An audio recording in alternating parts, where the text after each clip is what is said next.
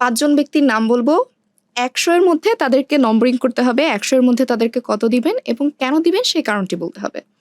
প্রথমে বলছি নাহিদ ইসলাম। 80। কেন? কারণ আমি ব্যক্তিগতভাবে নাহিদ ভাইকে খুব পছন্দ করি। তিনি খুব আমার শ্রদ্ধার একজন মানুষ, এবং আমার কাছে মনে হয় যে তিনি সবকিছু খুব ভালোভাবে ম্যানেজ করতে পারেন। তবে ওই যে 20 মার্কস কম দিলাম সেটার কারণটা বলি, সেটি হচ্ছে যে আমি মনে করি যেহেতু ভাই নির্বাচন করবেন, সেক্ষেত্রে আমার কাছে মনে হয় যে ভাইয়ের এই নির্বাচনী যে রাজনীতি এটিতে আরেকটু বেশি অ্যাক্টিভ হওয়া উচিত। সার্জিস আলম। সার্জিস আলম 70। 30 নম্বর কম দেবেন কেন?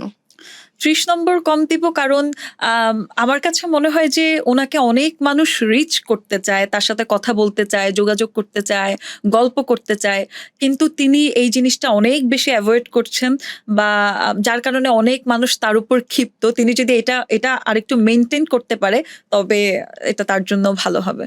আব্দুল হান্নান মাসুদ। হান্নান মাসুদকে নম্বরিং করার ক্ষেত্রে এত বেশি ভাবতে হচ্ছে কেন? আপনি কি তাকে 100 এর মধ্যে 200 দিতে চাচ্ছেন? এই অপশন কি আছে? থাকলে সেটাই দিতাম।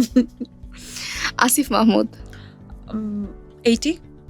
হান্নান মাসুদের অপশনটা কিন্তু বাদ পড়ে গিয়েছে, তাকে কত দেবেন? ওটা বাদ থাকুক। 80 আসিফ মাহমুদ। হাসনাত আব্দুল্লাহ। 100। 100 এ 100। অ্যাবসলিউটলি। আর আব্দুল হান্নান মাসুদ? সেও 100 এ 100।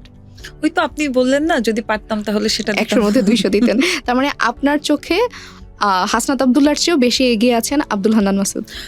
এটা তো আমি যে আব্দুল হান্নান মাসুদের যে বিষয়টা, সেটাতে আমার দুইটা বিষয় চিন্তা করতে হচ্ছে। তার পলিটিক্যাল জায়গাটাও চিন্তা করতে হচ্ছে, তার পার্সোনাল জায়গাটা চিন্তা করতে হচ্ছে। তো দুটো মিলিয়ে আমাকে আসলে তাকে বেশি দিতেই হচ্ছে।